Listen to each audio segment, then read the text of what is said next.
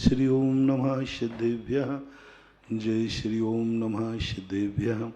सर्वमंगलमांगल्यं सर्वकल्याणकारकं प्रधानम सर्वधर्माणां जय। पंच परमेष्टि भगवान की जय हो। आचार्य श्री गुरुवर कुंद कुंद महाराज की जय हो। आचार्य श्री गुरुवर विद्या सागर महाराज की जय। परम पूज्य आध्यात्मिक संत निर्यापक श्रमण मुनि पुंगव श्री सुधासागर जी महाराज की जय। मुनि श्री महासागर जी महाराज की जय। मुनि श्री निष्कंप सागर जी महाराज की जय। समर्थवान के लिए तो कोई विकल्प नहीं होते हैं, उसका पुण्य ही इतना पुण्यवान होता है कि दुनिया से सहयोग लेने की जरूरत नहीं पड़ती, सहयोग देते हैं लोग।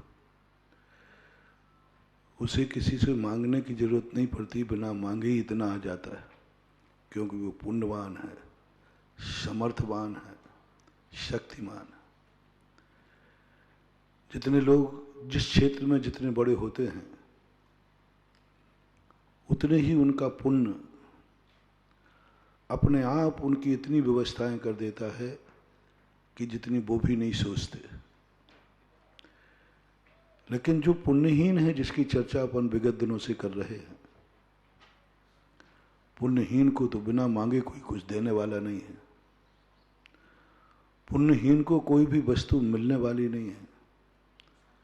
पुण्यहीन के तो दाख सामने पेड़ पे पड़ी है, लेकिन गले में कंठ हो जाता है। जिसकी स्वयं की किस्मत ही साथ नहीं दे रही, उसे दुनिया क्या साथ देगी। भाग्यहीन को ना मिले भली वस्तु का योग, दाख पके जब कंठ में होत काग के रोग। किस्मत ही साथ नहीं रही, दाख सामने पड़ी है, पेड़ पे पकी हुई दाखें लगी हैं, किस्मत नहीं साथ दिया, गले में रोग हो गया, खा नहीं सकता वो कौआ। ऐसी कहावत है कि जब जब दाखें पड़ती हैं, खिन्नी पकती है, कौए के गले में रोग हो जाता, वो निगल नहीं पाता।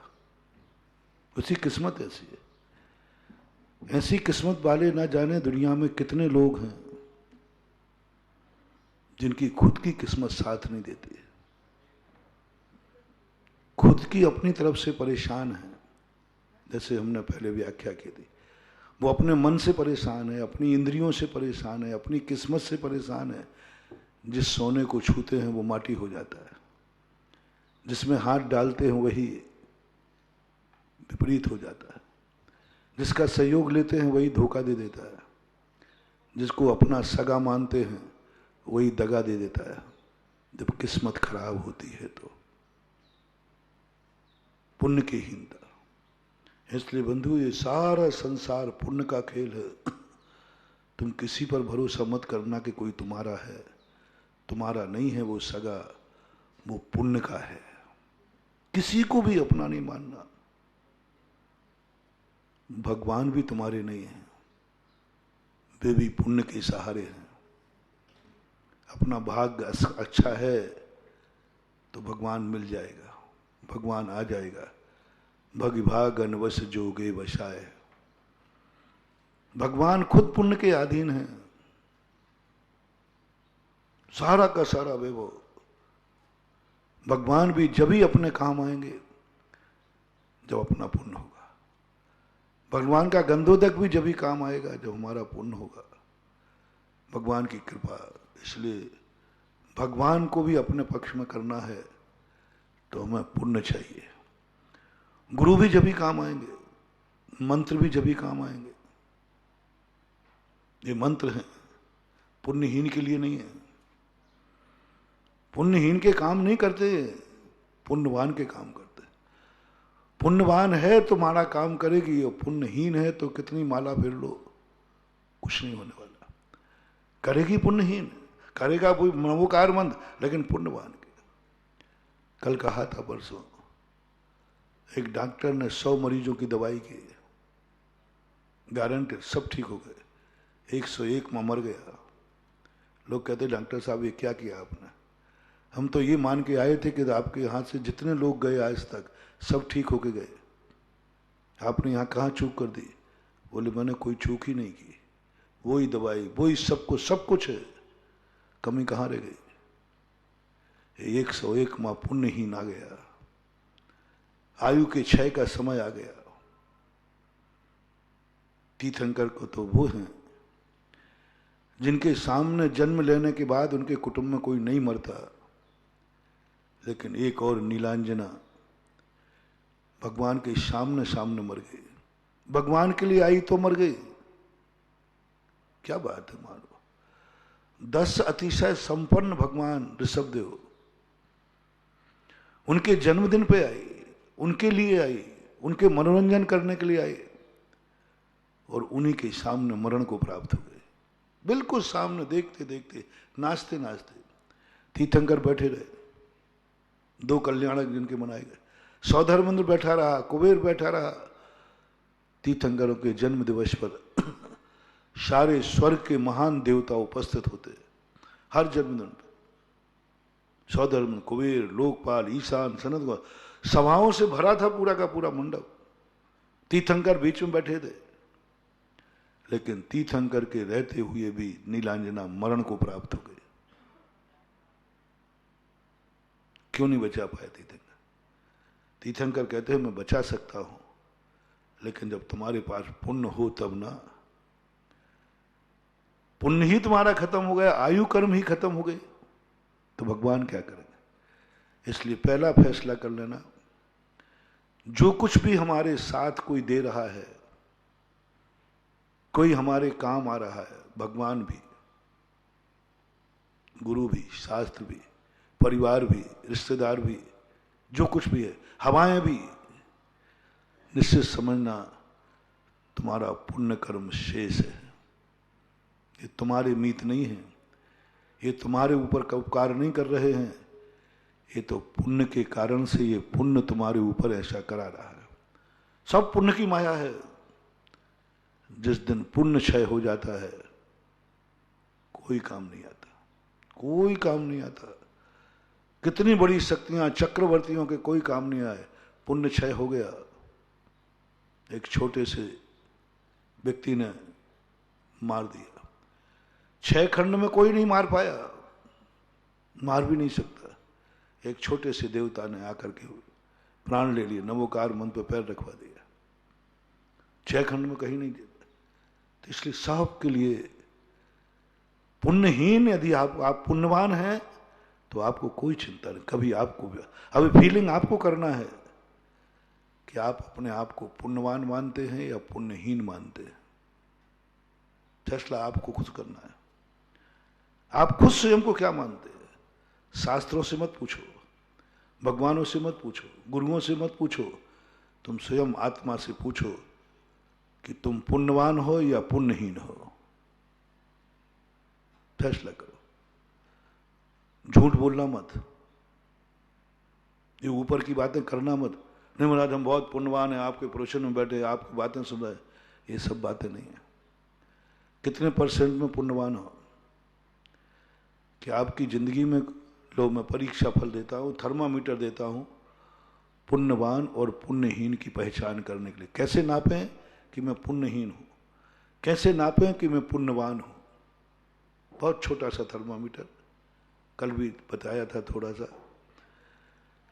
आपको अपनी जिंदगी में किसी चीज का अभाव खटकता है क्या? मेरे पास यह चीज नहीं है। यदि ऐसा कभी भाव आ गया तो आप अपने आप को पुण्यहीन की लिस्ट में लिखना। पुण्यहीन मैं भी लिखूंगा। मेरे पास आज छायक सम्यक दर्शन नहीं है,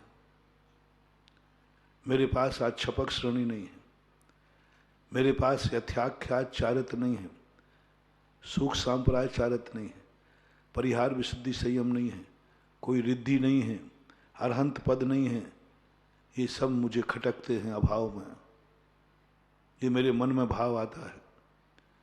जब भी इन महापुरुषों का महिमा पढ़ते हैं शास्त्र में, मन फीका पड़ जाता है। वे भी मुनि थे, मैं भी मुनि हूं, उनके पास यह था, मेरे पास वह नहीं है। तुरंत मुझे लिखना पड़ेगा मैं पुण्यहीन हूं, मैं शक्तिहीन हूं, मेरा उपादान कमजोर है। घबराना मत, झूठ बोलने से कोई फायदा नहीं पड़ेगा। ऊपर से कोई किसी को दिखाने के दिन से किराए के कपड़े पहन लोगे तो वो ज्यादा दिन नहीं पहन पाओगे। वो फटा कपड़ा अच्छा है, कम से कम ढक तो रहा है दिन का। झूठी प्रशंसा नहीं करना, झूठा अभाग मत मानना। अंदर छाती पे हाथ रख के पूछो, क्या तुम्हारी जिंदगी में कोई कमी है जो तुम चाहते हो तुम्हारे पास नहीं है? तुम चाहते हो फिर भी उसको पा नहीं पाओगे जीवन में। ऐसा भाव जब भी आ जाए तुम पुण्यहीन हो। मैं अपने आप को पुण्यहीन की कोटि में डालता हूं। अब आप लोगों से पूछता हूं, आप लोगों की जिंदगी में कभी ऐसा लगता है कि मेरी जिंदगी में यह कमी है? परमार्थ की कमी हो तो भी फीलिंग कर लो, तो भी पुण्यहीन हो। कितनी कमियां हैं आज अपन पंचम काल में, पुण्यहीन है। पंचम काल के भरत क्षेत्र में पुण्यहीन है, हीन संगनन है, पुण्यहीन है। हमारे पास आज संगनन होता, हम छायक समय दर्शन प्राप्त करके, पारसनाथ ने यहाँ केवल ज्ञान प्राप्त किया था। मैं भी इन 15 महीनों, 20 कितने महीने हो गए, 15 महीने में उन्होंने 8 दिन में केवल ज्ञान प्राप्त कर लिया था। मैं कोई छोड़ता ना, मैं भी यहीं केवल ज्ञान प्राप्त करता, बिजोल यही से करता। 15 महीने बैठ के यहाँ क्या करता, लेकिन नहीं कर पाया क्योंकि पुण्यहीन हूं, उपादान कमजोर है। कहना पड़ता बार बार, जब भी ध्यान करता हूं वहां भगवान को याद आते, भगवान आप पुण्यवान थे, यही शिला थी वो, यही नदी थी, यही सब कुछ था, आपको केवल ज्ञान हो गया। वही शिला है, वही मुनि हूं, सब कुछ है, और मैं इतने बार बैठ चुका, केवल ज्ञान नहीं हो रहा। आवाज आती है, तेरा उपादान कमजोर है, तू पुण्यहीन है। उपादान कमजोर है, पुण्यहीन है। आपको भी देखना, आज 2 मिनट के लिए मंदिर में आकर गुरु के सामने अवभाग्य मान लेने से ये भाग्य हमें पुण्य बंध के लिए कारण बनेगा। लेकिन अभी हम व्यापक रूप से पूछ रहे हैं। हर व्यक्ति कहीं ना कहीं से अधूरा है, हर व्यक्ति के पास कोई ना कोई इच्छा है। इच्छाएं हमेशा ज्यादा होती हैं, कुवत से ज्यादा होती है। कुवत से ज्यादा इच्छा होना ही पुण्यहीन है। यदि पुण्यवान बनना है तो अपनी कुवत से ज्यादा इच्छा मत करना। अब देखो, मैं पुण्यवान बनता हूं, अभी पुण्यहीन बन गया। मुझे अरहंत बनने का कोई खेद नहीं है, मुझे केवल ज्ञान का कोई खेद नहीं है, मुझे विधेय क्षेत्र नहीं मिला, मुझे कोई खेद नहीं है, मुझे यथाख्याचार्यत नहीं हुआ, मुझे कोई खेद नहीं है। मैं जो हूं, जहां हूं, जैसा हूं, खुश हूं। यदि ऐसी अनुभूति तुम्हें हो रही हो तो लिखो तुम पुण्यवान हो। कोई परिभाषा नहीं है पुण्य और पाप की। यदि अपने मन में यह भाव आ गया, मेरे पास जो नहीं है उसकी मुझे कोई इच्छा नहीं है, मेरे मन में ही भाव नहीं आता, मुझे परिणाम ही नहीं, मैं तो जो हूं, जहां हूं, जैसा हूं, खुश हूं। यदि ऐसी अनुभूति, ऐसा आनंद का उत्साह तुम्हें आ गया तो तुम पुण्यवान हो। अब बोलो, पुण्यवान की कितनी छोटी परिभाषा हो गई। भिखारी भी हो सकता है, मजदूर भी हो सकता है, जिसके पास कुछ भी नहीं है वो भी हो सकता है। बस उसको एक अनुभूति मिलाना, आत्मा की पर्याय बनाना है।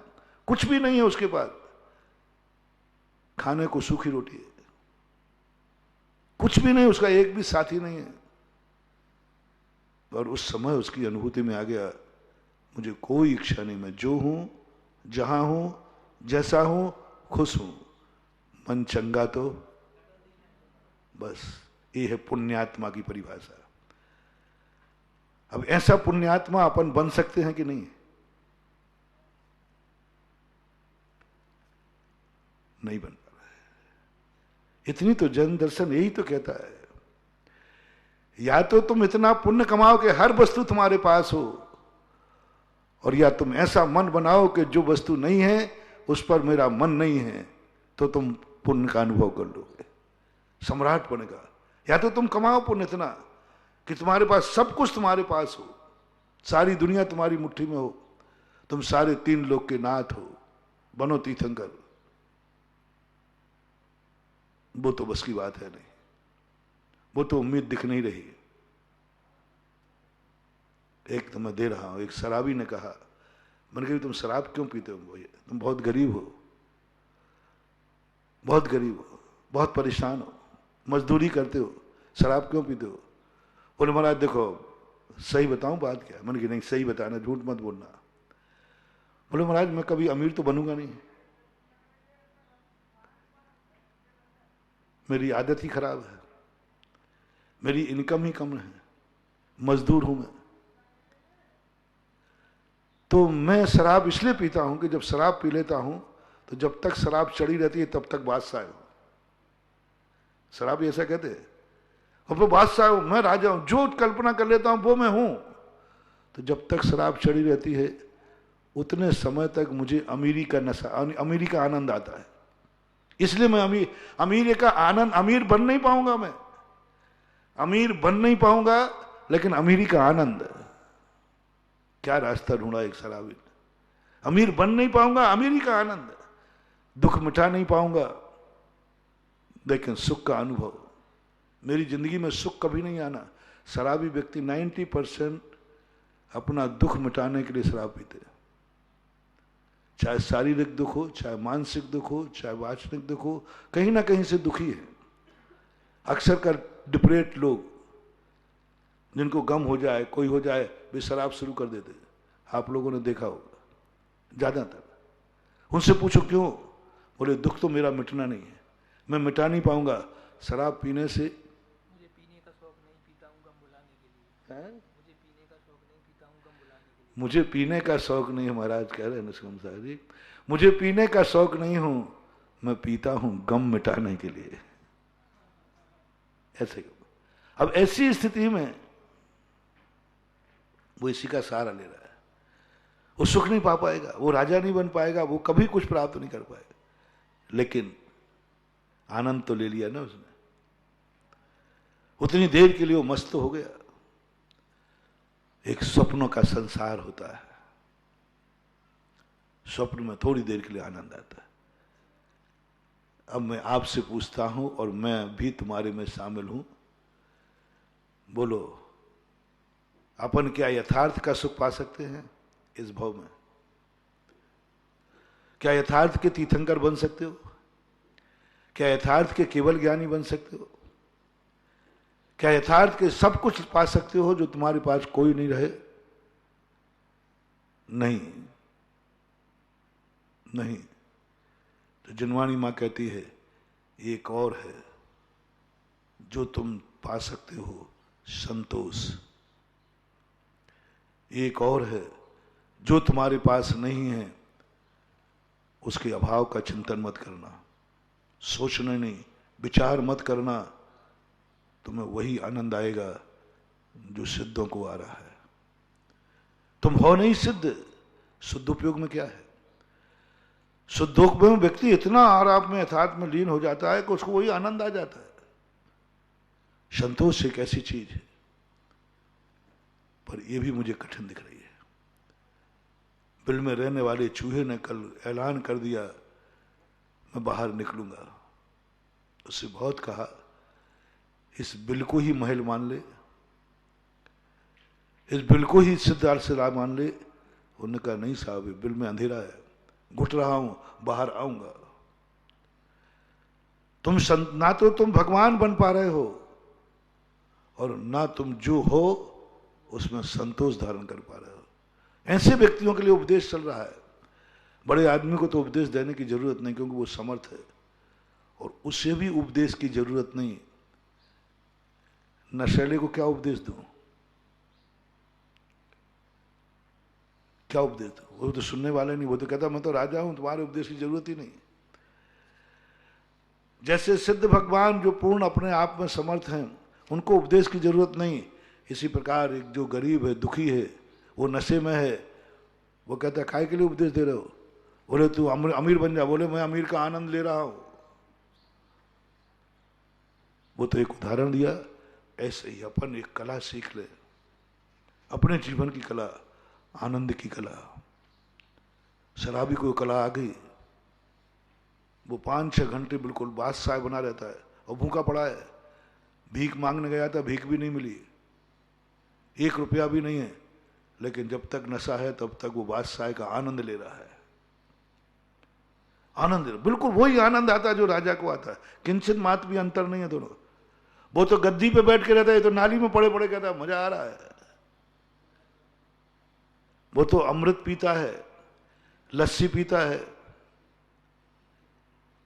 कौन? वो राजा। तब वो कहता मजा आ गया, आज रसना मिल गई, पानक मिल गया, अमृत मिल गया। वो तो कहता है कि नाली में पड़ा है। पद्मनंदी कार कहते हैं पूज्यवर पद्मनंदी महाराज कि वो देखो शराब पीने वाला कुत्ते का मूत्र पी रहा है और कहता है मधुरम मधुरम। उसको वो ही आनंद आ रहा है जो एक राजा को रसना पीने में आ रहा है, पानक पीने में आ रहा है। कोई भी आनंद में अंतर नहीं, किंचित मात्र भी अंतर नहीं समझना। दोनों की अनुभूतियां एक है। बताओ कैसी है शराब? कुत्ते के मूत्र को भी क्या बना दिया? रसना का स्वाद दे दिया। शराब का गुण देखना, शराब का गुण देखो कितना बड़ा है कि कुत्ते के मूत्र को भी रसना बना दिया, ठंडाई बना दी, मधुरम मधुरम मधुर बना दिया। गजब, बड़ा अतिशय है शराब, चमत्कार। आज तक दुनिया का कोई मंत्र मूत्र को मीठा पेय नहीं बना पाया। मुझे तो नहीं मिला मंत्र, आप लोगों को मिला हो तो कहीं बता दो। जिस मंत्र से बिल्कुल इतना कड़वा मीठा, जितना उसकी निंदा देखोगे, और लेकिन नहीं बना पाया कोई। आज तक स्वाद नहीं कह पाया। मूत्र का स्वाद कभी कोई किसी ने भी अच्छा नहीं कहा। मुरारी देसाई से पूछ लेना, उनसे भी वो स्वयं मूत्र भी, स्वयं मूत्र हो चाहे पर मूत्र हो, मूत्र कभी मधुर, और ना कोई मंत्र है कि उसको मधुर किया जा सके। लेकिन एक शराब एक ऐसी चीज है जो पी लेता है। कुत्ते का मूत्र मधुर होता है कि नहीं होता, अपन को आम से मतलब कि गुठली से? स्वाद किसका आ रहा है? मधुर पने का। क्या चमत्कार! देखो शराब का गुण देखो, उसको गंदी चीज भी मधुर लग रही है। होता ही ऐसा। सांप जब काट लेता है, सांप डसे जब जानियो सुख से नीम चबाए। नीम चबाता है, मीठी लगती है उसको। तुम कह रहे सांप के जहर में कोई गुण नहीं है। आज तक तुम एक मुहावरा झूठा कर देता है सांप, जो कहते हैं नीम न मीठी हो चाय खाओ गुड़ घी से। नीम मीठी नहीं हो सकती। सांप कहता है कि मैं काट लूं थोड़ा। तुम कह रहे हैं नीम कभी मीठी नहीं होती। मेरे पास एक दवाई है जिसमें तुम्हें मीठी लगेगी, मेरा जहर। मैं तुम्हें काटूंगा, जहर तुम्हें चढ़ेगा, गारंटी है नीम तुम्हें कड़वी नहीं लगेगी। ये चमत्कार कम है क्या? नीम का मीठा स्वाद देता है सांप का जहर, मूत्र का कड़वा स्वाद को मीठा कर देता है शराब का नशा। तो क्या ये नशे सांपों के पास ही है ये कला? क्या ऐसी कला शराब के लिए है? क्या इस चमत्कार करने के लिए हम इतने नीचे उतरना पड़ेगा? शराब पीना पड़ेगी? क्या इतने नीचे उतरना पड़ेगा कि सांप से कटवाना पड़ेगा तब हमें नीम मीठी लगेगी? नहीं। जिनवाणी के पास भी एक नशा है, जिनवाणी के पास भी एक औषधि है, जिसको यदि तुम खा लोगे तो तुम गरीबी में भी अमीरी का आनंद ले लोगे। तुम सूखी रोटी में भी सटरस भोजनों का स्वाद ले लोगे। वह है तुम्हारे पास संतोष धन। इतना संतोष, इतना संतोष, कल की भी फिक्र नहीं, मस्त बादशाह। धर्मराज के जीवन की घटना आती है। उन्होंने कोई कार्यक्रम किया वैष्णव दर्शन के लिए, तो कार्यक्रम के बाद, कथा के बाद ब्राह्मणों को भोजन देना पड़ता है। तो दशरथ ने, धर्मराज ने कहा सब ब्राह्मणों को जीमने बुलाया जाए। एक ब्राह्मण था, वो किसी के यहाँ जीमने नहीं जाता था। तो राजा ने कहा कि यदि ब्राह्मण खाली रह गया तो कथा दोष बनेगा, जाओ उसको वहीं देके आओ। उसके पास सीधा लेके गए, उसने नहीं लिया। ब्राह्मण यदि सीधा नहीं लेता है तो उनको अशुभ मानते। धर्मराज खुद चले गए। देखना, एक संतोष ने जिस राजा के दरवाजे दुनिया जाती है, वो राजा उसके दरवाजे आ गया। धर्मराज पहुंच गए, हे ब्रह्म देवता मेरा ये स्वीकार करो। बोले साहब नहीं। बोले क्यों? बोले आज का मेरे पास आ चुका है। अरे राजा साहब सामने खड़े हैं, हस्तिनापुर नरेश सामने खड़े हैं, चक्रवर्ती जैसा शक्तिशाली व्यक्ति सामने खड़ा है, वो कह रहा है ले लीजिए, नकार दिया। बोलो इन दोनों में बादशाह कौन है? राजा गिड़गड़ा रहा है, राजा याचना, राजा दरवाजे पे खड़ा है, यह है बादशाह। बोलो शराबी को जब ऐसा हुआ, हमारा एक संतोष धर्म जिसने धारण कर लिया, बादशाह भी दरवाजे आ गया और बादशाह से भी बड़ा आनंद ले रहा है। मन में भी भाव नहीं, विकल्प नहीं। बिना बादशाह के बादशाह, बिना अमीरी की अमीरी का आनंद, बिना अमीरी का अमीरी का आनंद, बिना सुख का आनंद। दुख में पड़ा है, सुख का आनंद ले रहा है। बहुत गजब है जैन दर्शन की जो ऋचाएं हैं, जो अर्थ है। क्योंकि वो जानती है जैन दर्शन कि सब तीर्थंकर नहीं बन पाएंगे, सब चक्रवर्ती नहीं बन पाएंगे। इतना पुण्य बहुत कम कमा पाएंगे जिनके जीवन में कभी कोई कमी ना रहे। राजा कितने बन पाएंगे? एक ही तो राजा बनेगा, एक ही राजा बनेगा, लेकिन राजा का आनंद सबको आना चाहिए। जैन दर्शन का प्रयास है। तीर्थंकर तो एक ही बनेगा, आत्मा का आनंद सबको आना चाहिए। राजा एक बनेगा, लेकिन सारे लोग राजा बनने का आनंद ले में। जो पूछे, बोले क्या बात है? बोले राजा बनने का आनंद आ रहा है। राजा हो गया? नहीं, राजा नहीं हो। इसका नाम है धर्मात्मा, इसका नाम है साधना, इसका नाम है तपस्या। बुद्ध तपस्या का फल है राजा। और राजा बनने की औकात अपन में है नहीं, लेकिन राजा का आनंद लो महानुभाव, धर्मात्मा का आनंद लो। ऐसे नशा चढ़ जाए, ऐसा संताय, कोई अभाव की चिंता नहीं, मुझे मोक्ष की भी चिंता नहीं, अनंत की भी चिंता नहीं, केवल ज्ञान की चिंता नहीं। मैं जो हूं उसमें मैं लीन हूं, मेरे पास जो है उसमें मैं बहुत आनंद में हूं। शास्त्र कहते हैं तुम यही आनंद में लेके बताओ कैसा आनंद आता है। बोले सिद्धों के समान। बस जिसको गृहस्थ अवस्था में बैठकर, मुनिराज की अवस्था में बैठकर, संसार में बैठ करके सिद्धों की आनंद की अनुभूति हो जाए, समझ लेना अभी सिद्ध बनने वाला है। अनुभूति करो। जब एक नशे ने कड़वा को मीठा कर दिया, तो क्या हम अपनी दुखी जिंदगी को सुखी नहीं कर सकते? क्या धर्म में कोई इतना चमत्कार नहीं है? एक नशा में, एक सांप के जहर में इतना चमत्कार कि कड़वी नीम खाते हुए भी मीठे का आनंद आ रहा है। तो क्या धर्म में हमारा कोई चमत्कार नहीं है कि हम दुख के बीच में सुख का आनंद ले लें? आग में जल रहे हैं और आनंद का अनुभव ले रहा है। सियालनी खा रही है और आनंद टपक रहा है। शेरनी मांस लौंच के खा रही है और आत्मा में कौन सा आनंद आ रहा है? कल्पना करो रे महानुभाव, मांस लौंच के खा रही है सियालनी, और उस समय मुनिराज का आनंद क्या कहा? सो इंद्र नाग नरेंद्र वाह अहम इंद्र के नाही को। मुझे बात कभी समझ में नहीं आती। मैं कहता कि हो ही नहीं सकता, सियालनी खा रही है और कह रहे परम सुखी है, हो ही नहीं सकता।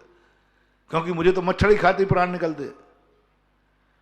मच्छर खा जाए तो सामायिक बिगड़ जाए, वे कैसे कर नहीं। लेकिन ये इस बात को पुष्टि किसने की? इस बात का हमें अकल कहां से? शास्त्रों में पढ़ के नहीं आई। मुझे समझ में नहीं आता था कि ऐसा कैसे संभव होता, क्या होता होगा। पूरा मांस लौच लिया और कह रहे परमानंद में लीन है, आनंद का झरना फूट रहा है, ऐसा फूट रहा है। मैं अश्रद्धान तो करता नहीं हूं, लेकिन समझ में नहीं आए तो स्वीकार भी। अश्रद्धान तो इसलिए नहीं करता कि मुझे भगवान पर विश्वास है कि मेरा जिनेन्द्र देव कभी अन्यथावादी नहीं है, लेकिन बुद्धू हूं ना, बुद्धिहीन हूं ना, समझ में नहीं आती है। इसलिए ये बात मुझे समझ में आई, उस शराबी ने समझाई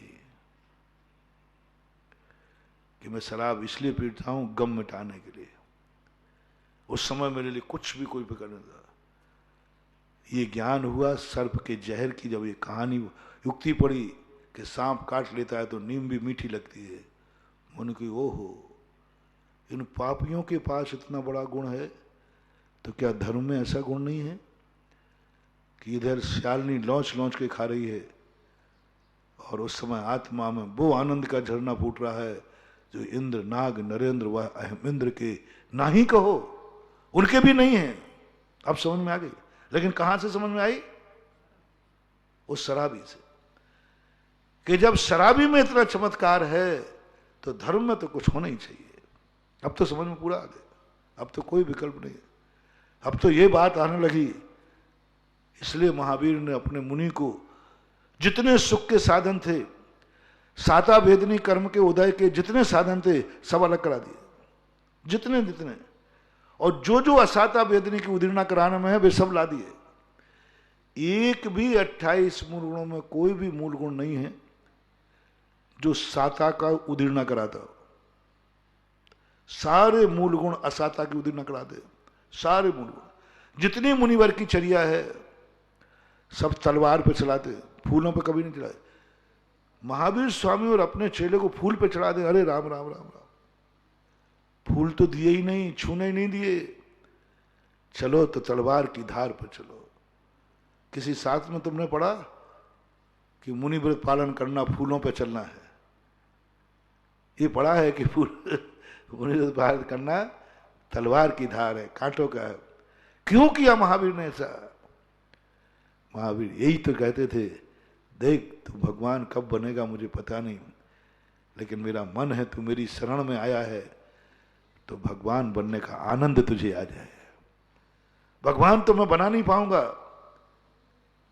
और भगवान तू बनेगा कि नहीं बनेगा, कब बनेगा पता नहीं, लेकिन तू मेरी शरण में आया है तो एक प्रसाद पा जा, मेरे चरणों में आते ही तुझे भगवान का आनंद आ जाए, अनुभूति हो जाए। होती है, हो रही है, होना ही चाहिए। ये यदि आपके जीवन में आ गया तो तुम ऐसे करोगे, अमीरी की तो ऐसी की कि सब कुछ लुटा बैठे, फकीरी की तो ऐसी की कि सब कुछ गमा बैठे। सब कुछ गमा कर फिर भी फक्कड़ है। जितने आयार होते हैं, जितने साधु होते हैं, ये सब फक्कड़ होते हैं। इनको हार मिल जाए तो ठीक, नहीं मिलता है तो भी मुस्कुराते रहते। तलवार ले दो तो भी मुस्कुरा रहे, अर्घ्य चढ़ा दो तो भी मुस्कुरा रहे।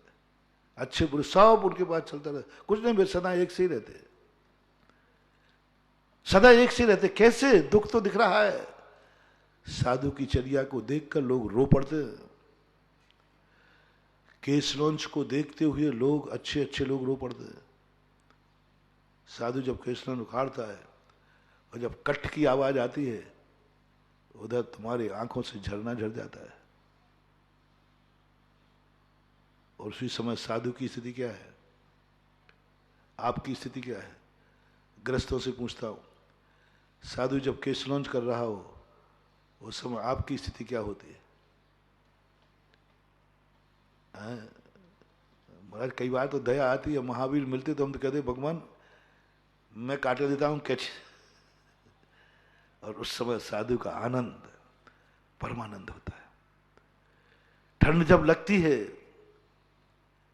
देख करके छीलना तक शरणिक पुराण के अंदर आया कि महारानी छेलना कहीं से पर्यटन करके या समोशन से लौट रहे थे, कहीं से भी रास्ते में एक मुनिराज ध्यान में रात में बैठे थे नदी किनारे, और घर में आए तो राजा और रानी थी, वो तो एयर कंडीशन था, एक हाथ बाहर निकल गया रजाई से, तो वो हाथ ठंडा हो गया। ठंडा होते ही उसने कहा, क्या कह दिया कि जब इस बंद मकान में रजाई के अंदर इतने से हाथ निकल कर ठंडा हो गया, उनका क्या हो रहा होगा। आगे की कहानी नहीं कह रहा हूं, उनका क्या हो रहा होगा। यानी कांप गया श्रावक।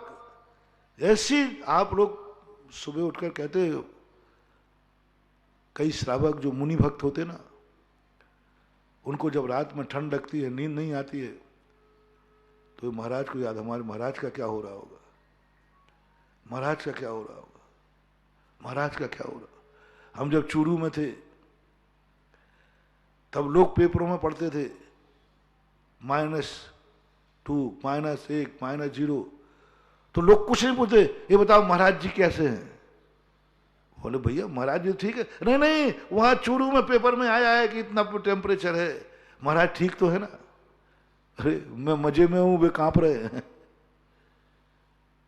साधु की चर्या देखो, तुम्हें रुला देती है। सारे असाता भेदनी कर्म का उदय, पूरी चर्या महावीर की चर्या से कभी साता की उम्मीद मत करना। जितने जितने तुम महावीर के निकट जाओगे, जितने जितने महावीर की आज्ञा मानोगे, उतने ही तुम्हारे असाता कर्म का उदीर्णा होगी। चर्या ही ऐसी बनाई। और कहा फिर तुम्हें किसी प्रकार की साता का उदय नहीं दिया जाएगा, लेकिन तुम चेहरे पर वही आनंद दिखाओ जो साता वेदनी कर्म के उदय में संसारी व्यक्ति को आता है। तुम्हें उपवास के दिन वही तेज लाना है चेहरे पर जो लोग खाने के बाद लाते हैं।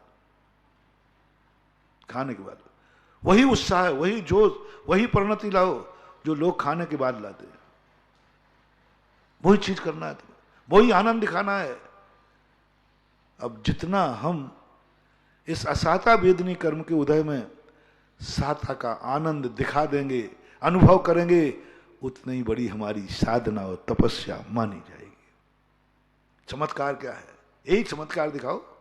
शराबी ने चमत्कार दिखा दिया, अब तुम दिखाओ चमत्कार कि देखो मेरे पास कोई सुख के साधन नहीं है, और देखो मेरा चेहरा, देखो मेरी आंखें, देखो कोई सुख नहीं, चारों तरफ असाता असाता भरी है, चारों तरफ दुखी दुख भरे हैं, और देख लीजिए मेरे आनंद का झरना फूट रहा है। इस दशा को तुम प्राप्त हो सकते हो क्या? हम कभी कभी हैकड़ी तो करते हैं लेकिन फेल हो जाते हैं। हैकड़ी तो करता हूं, हाँ मैं भी कोई भी प्रकार का, मैं बिल्कुल खुशी हूं, लेकिन वो मच्छर, देखो मैं बताऊं, मैं अपनी पोल पट्टी खुली खोले देता हूं। दुख के दिनों में सुख की अनुभूति, दुख के दिनों में सुख की अनुभूति प्रयास करता हूं। कई बार तो हैकड़ी देखता हूं कौन क्या करता है, मैं दुख के दिनों में तो मच्छर आगे बढ़ जाता है, तो कितनी काट ले मैं नहीं उड़ाऊंगा तुझे, मुझे सुख की अनुभूति हो रही। दंस मसक परिसय छिद्दुर्वा भिज्जदुआ निज्जदुआ अजाद विपिलम जम्मा, वो काट रहा है जोर से। अब मेरा चेहरा देखना थोड़ा सा, अभी उड़ के आया था, तब तू कुछ भी कर ले, मैं मुनि हूं, मैं सुख का अनुभव करूंगा, चमत्कारी मुनि हूं, चमत्कारी, अतिशयकारी। और कोई टाइटल दे दो एक आध और, अतिशयकारी, चमत्कारी, बहुत बहुत बड़े महाराज हूं मैं, कोई छोटा मोटा थोड़ी हूं। और सब दे दो, जितनी दुनिया की उपाधि में सब दे दो, सब मैं हूं, मानता हूं कई बार मेरे से बड़ा, मेरे से शक्तिमान, मेरे से बड़ा कौन है? तू क्या बिगाड़ लेगा मच्छर? तो मैं समय सार पढ़े बैठा हूं, रटा है मैंने समय, ध्यान रखना। पूरी 450 गाथाएं कंठस्थ की हैं। जिसको समय सार याद आता हो उसका मच्छर क्या बिगाड़ पाएगा? अरे भैया बताओ। मैंने वो गाथा भी पढ़ी है, छिज्जदुआ भिज्जदुआ अजादु विपलयम जम्मा तम्मा गच्छति तहा भी न परिग्रह मज्जे। मच्छर कहता अच्छा समय सार पड़ेगा, हाँ कर ले। तो क्या करता है, वो आता है भिनभिनाता, हम कुछ नहीं होता, हाँ कर ले, बैठ जाता है, फिर थोड़े से डंक मारता है, कुछ नहीं तू काट ले, कितना काटना, फिर वो जोर से काटता है। अब हमारा मैं तेरे से डरूंगा नहीं। अब देख लो मेरा ऐंठना क्या बता रहा है, मैं तेरे से डरूंगा नहीं, मैं तुझे हटाऊंगा नहीं, मैं मुनि हूं, मैं दिखाना चाहता हूं अपनी आत्मा को कि मैं मुनि हूं, मच्छर से नरसिंह हूं। नरसिंह क्या है, कह रहे और उपाधि है, मैं मच्छर से डरता हूं, नहीं डरता। लेकिन ये खिंचना क्या बता रहा है, मैं डरूंगा नहीं तेरे से, ध्यान रखना तू कितने काट ले। वो कहता है अच्छा, और वो वहां से उड़ के आया और सीधा नाक में घुसने लगा, और नाक में घुसते गया समय सार। एक तरफ घुसने के बाद भी उन्होंने हटाया नहीं होगा, ये तो अंदाज लग गया। लेकिन मैं तो अभी फैल हूं, मैं तो अभाव में सद्भाव का आनंद नहीं ले पा रहा हूं, दुखों में सुख का झरना नहीं फूट रहा है। और जैन दर्शन यही चाहता है, मैं सबको सुखी नहीं कर पाऊंगा, लेकिन मैं सबको सुखी देखना चाहता हूं। जैन धर्म का सूत्र समझना, महावीर का सूत्र समझना। महावीर कहते हैं मैं सबको सुखी नहीं कर पाऊंगा, लेकिन मैं सबको सुखी देखना चाहता हूं। सुखी तो नहीं कर पाऊंगा, मैं सबको भगवान नहीं बना पाऊंगा, लेकिन सबको भगवान का आनंद। मेरे चरणों में आते ही मैं तुम्हें भगवान बना दूं, ये मेरी कुवत नहीं है, लेकिन मेरी तमन्ना है जो मेरे चरणों में आ जाए उसे भगवान बनने का आनंद आ जाए, आनंद आ जाए। सुखी बनाऊंगा, बना नहीं पाऊंगा, और सुखी देखना चाहते हैं भगवान महावीर। ये उनकी भावना ठीक है गलत है? यदि आपके वो गलत है तो फिर वो शराबी ठीक है। फैसला करो, सब लोग करो। हाँ अंचल जी तुम भी करो, हाँ ललितपुर के अध्यक्ष। आंख खुली आंख से देखना पसंद है कि आंख झुका के देखना पसंद है? कहने से कुछ नहीं होगा, प्रैक्टिकल करना पड़ेगा। सारी दुनिया हुआ है देखना पसंद करती है जो खुली आंख से दिखता है। खुली आंख से देखने वाली वस्तु अच्छी होती है, कोई सुंदर वस्तु होती है उसे कोई झुका के, आंख झुका के नहीं देखता, आंख खोल के देखता है, आंख खोल के देखता है। आकर्षण है। भगवान को आंख झुका के नहीं देखता, खोल के देखता है। आज मैं वो प्रसंग कह रहा हूं क्योंकि तुम बिल से बाहर निकलना चाहते हो, क्योंकि तुम पुण्यहीन होकर पुण्यवानों के साथ बैठना चाहते हो, पुण्यहीन होकर के पुण्यवानों की बस्ती में आना चाहते हो, गरीब होकर अमीरों की बस्ती में आना चाहते हो। सावधान, इसलिए डर लग रहा है मुझे। चूहा बिल्ली की, चूहा बाहर निकलना चाहता है, बिल्ली ही नहीं शेर खड़ा है सामने, अब इसलिए डर लग रहा है मुझे। तुम बिल में थे तब तक डर नहीं लग रहा था, डर लग रहा है बिल्ली खड़ी, बिलाव खड़े, शेर खड़े, और तुम बिल से बाहर निकलना चाहते हो। गरीब अमीरों की बस्ती में जाना चाहता है, पुण्यहीन पुण्यवानों के साथ बैठना चाहता है। बोलो संभावना क्या है, मिटने की या बनने की? पुण्यहीन पुण्यवानों की बस्ती में जाएगा वो भिखारी जैसा धक्का लगेगा। पुण्यहीनों के साथ बैठोगे कुचल दिए जाओगे, कुचल दिए जाओगे। इसलिए मुझे डर लग रहा है, इसलिए मैं फैसला करा रहा हूं। तुम्हारी आंख की गंदी आदत है, जो खुली आंख से दिखे वह तुम्हें पसंद है, और मैं कहना मान जाओ, थोड़ा आंख झुका के देखना पसंद करो। आंख झुकाने के बाद जो दिखे वो तुम्हारे काम आएगा। आंख झुकाने पर दो चीजें दिखेंगी, नीचे तुच्छ जीव दिखेंगे, और या बीतरागी हो तो आत्मा दिखेगी।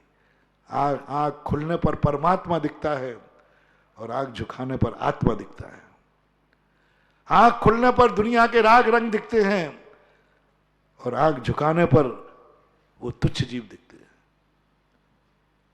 महावीर ने कहा साधु वह बन सकता है जिसको आंख झुकाने पर जो दिखता है उसको देखने में आनंद आने लग जाता है।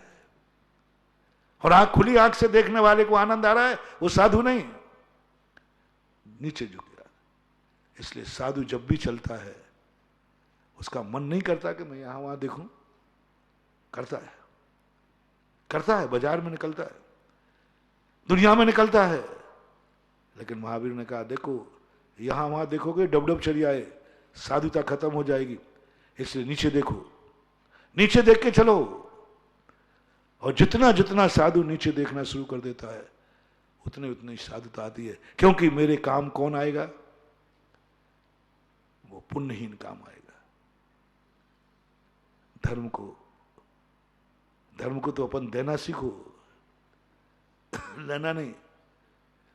धर्म से जिन्होंने कुछ लिया हो तो देना सीखो। इसलिए अपन मंदिर में दान ही देते। आज एक बहुत बड़ी घटना होके आई, ललितपुर के गणमान्य लोग, समाज के लोग हैं, एक बहुत अच्छा आदर्श काम करके आए। दो बालकों ने ऐसा काम किया जो आज बहुत कठिन है। जब मैं ललितपुर में था उस समय भी मैंने उपदेश दिया था कि पहला एक नियम करो कि मुझे कभी ऐसे दिन नहीं आवे जिससे मुझे भगवान से कुछ मांगना पड़े, ऐसे दिन ना आवे जो मुझे गुरु से मांगना पड़े, ऐसे दिन ना आवे कि मुझे माँ बाप की संपत्ति पर आश्रित होना पड़े, बड़ों की चीज मुझे लेना पड़े। पहला निर्णय ये करो, बड़ों की चीज मुझे कुछ नहीं लेना पड़े, मंदिर से कोई चीज नहीं लेना पड़े, ये निर्णय होना चाहिए। ऐसी स्थितियां बनना चाहिए। लेकिन ऐसी स्थितियां बनना बहुत कठिनतम कठिन है, लोगों के जीवन में आ जाता है। पहली बात तो मैं कहता हूं भीख मांग लेना, लेकिन कभी मंदिर की संपत्ति का उपयोग नहीं करना। बैठे रहो, अभी बैठे रहो, अभी टाइम है, अभी सुनो पहले जो सुना रहा हूं। भीख मांग लेना, लेकिन मंदिर से की रोटी मत खाना, मंदिर से आजीविका मत चलाना, मंदिर को अपनी जिंदगी में कभी उपभोग में मत लाना, मंदिर की कोई वस्तु नहीं लाना। मैं वही तो उपदेश दे रहा हूं, देव साथ गुरु से अपन को कुछ नहीं मांगना, कुछ नहीं लेना। और एक बात हमेशा ध्यान रखो, बस भगवान मेरे तेरे से कुछ नहीं चाहिए, मैं भली भीख मांगू तो मांग लूं, ऐसा दिन नहीं आ जाए कि मुझे तेरे सामने भी भीख मांगना पड़े। बस एक ही याचना करना, बस भगवान मैं तेरे सामने भिखारी बन के नहीं आना चाहता, मुझे तेरी कोई वस्तु नहीं चाहिए। मेरे गुरु ने स्पष्ट कह दिया है अपने से बड़ों से हमें कुछ नहीं चाहिए, क्योंकि आप पुण्यवान हो और हम पुण्यहीन हैं। हमें नहीं चाहिए आपका सोने का बिस्कुट, मेरे गुरु ने पहले ही बताया है हाथ जल जाएगा, पहले ही मना कर दो। भगवान है, पुण्यवान है, दयावान है, दीनानाथ है, तुम्हारी गरीबी देखकर सोने का बिस्कुट देगा, वो देगा, वो सोने का बिस्कुट बहुत उदार है। लेकिन तुम मत लेना, मत लेना महानुभाव। भगवान भी कहे, राजा भी कहे, देख मैं सोने का बिस्कुट दे रहा हूं, मुझे मालूम है सोने के बिस्कुट का परिणाम, मेरे गुरु ने पहले ही बता दिया, मेरा हाथ जल जाएगा, क्योंकि सोने का बिस्कुट पुण्यवान के लिए है, पुण्यहीन के लिए तो वो अंगारा है। इसलिए मैं सब भक्तों से कह रहा हूं धर्म की कमाई नहीं लेना, मंदिर से आजीविका नहीं चलाना। ये सोने का बिस्कुट दिख रहा है लेकिन तुम्हारे लिए अंगारा है, और कभी लेना पड़े तो अपना काम चलते ही तुरंत वो छोड़ देना। ललितपुर में मैंने कहा था, क्षेत्रपाल के चारों तरफ दुकानों पर लोग अपनी आजीविका चला रहे हैं। चलो जब तक तो ठीक है, जब तक कमेटी की अनुमति है, क्षेत्रपाल के अभिनंदन भगवान की अनुमति है, उनको जरूरत नहीं थी, अब तो जरूरत है अभिनंदनाथ भगवान को। अब तो उन्होंने इतने पैर फैला लिए हैं, इतने बड़े पैर फैला लिए हैं कि उनकी दुकान ही खाली नहीं होना चाहिए, दूसरी की दुकानें भी दान में आना चाहिए, क्योंकि उनका व्यापार बढ़ गया। क्या बात हो गई, क्षेत्र बढ़ गया। जब छोटे में थे तुम्हें दे दी थी कि लो भाई तुम भी कमा लो, और अब तो आपको लगे क्षेत्रपाल की चारों तरफ की दुकानें, भगवान क्षेत्रपाल की दुकानें हैं, वो अभिनंदन नारायण, उनको जरूरत है, और तुम खाली नहीं करोगे तो बेटा अब बर्बाद हो गए, अब बुरे दिन आएंगे। अभी तक नहीं आए, क्योंकि अभी तक तो तुम उनको जरूरत ही नहीं थी, अब उनको जरूरत है और उनकी चीज है। ऐसे इन दो बालकों ने जो आज आए, नाम बताया इन्होंने, अक्षय अरुण जैन और गौरव जैन वगैरह, इन्होंने, इन लोगों ने बहुत बड़ा कर अपनी इच्छा से, क्योंकि वहां से कमाई करके अच्छे हो गए, बहुत बढ़िया हो गए, अब इतने सक्षम हो गए कि स्वयं की दुकान ले सकते हैं। तो इन्होंने बिना शर्त छेदपाल की दुकान आज वापस करने आए हैं गुरु के चरणों में, चाबी लेकर आए, समर्पित करने अपनी इच्छा से, कराना नहीं।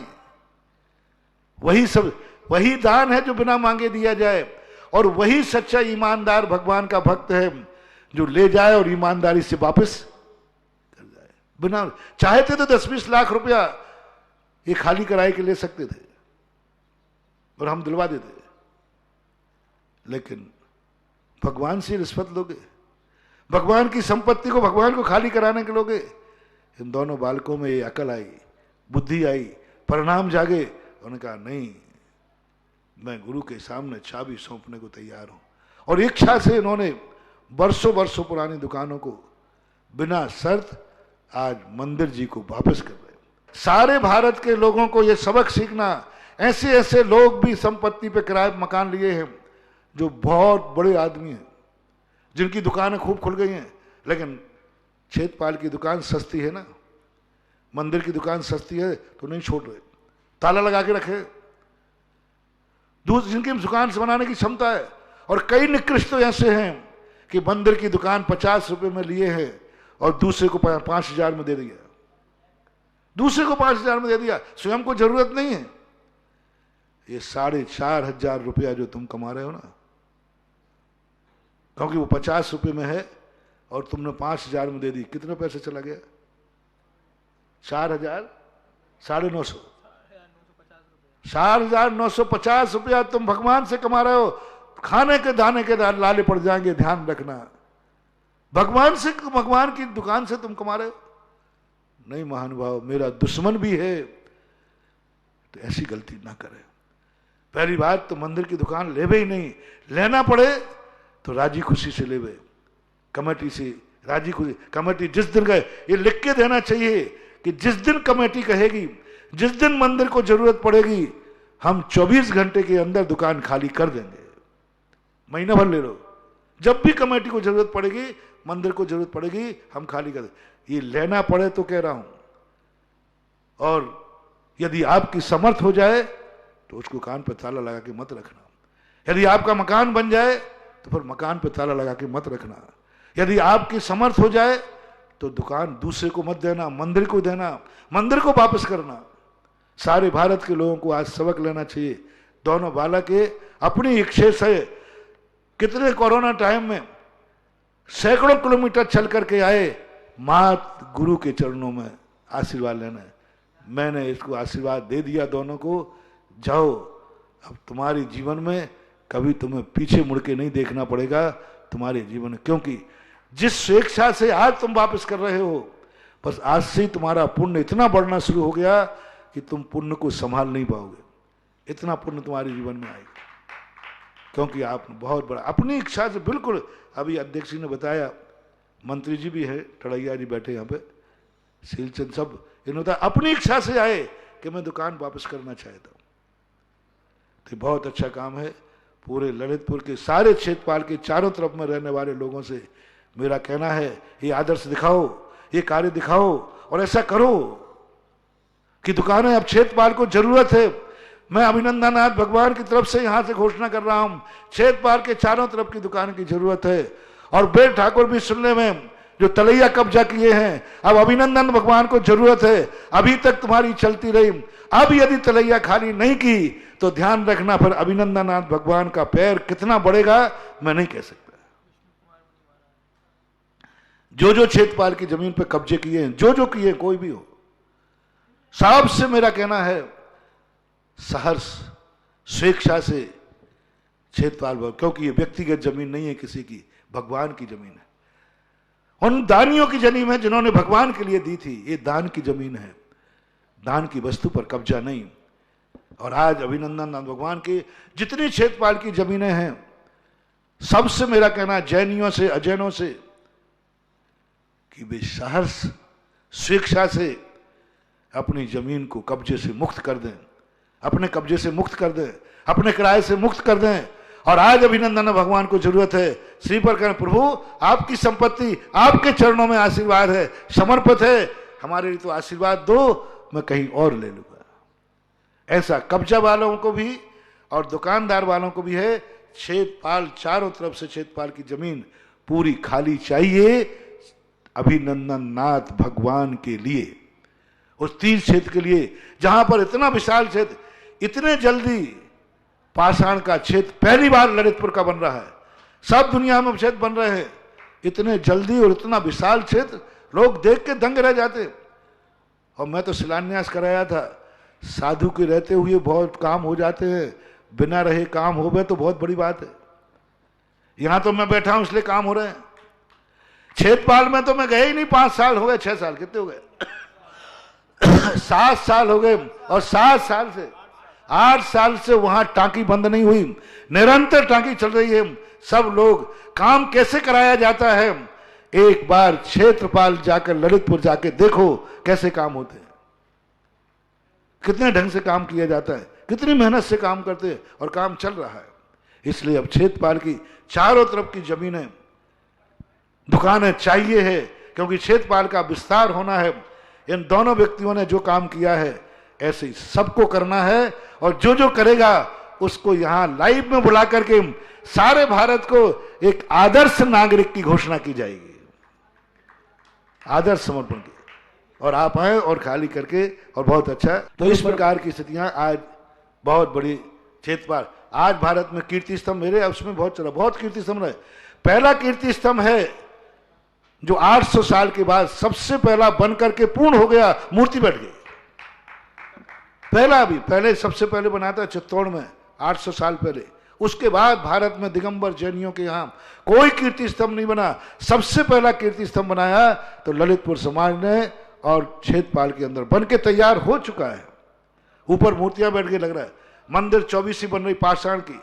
मूल मंदिर इतना बड़ा मंदिर विशाल बन रहा है, जो अभी फिलहाल में तो पुराना बहुत सैकड़ों सालों के पहले मंदिर होते थे ऐसे, जो अब हैं, बहुत बड़ा आदर्श कार्य हुआ है।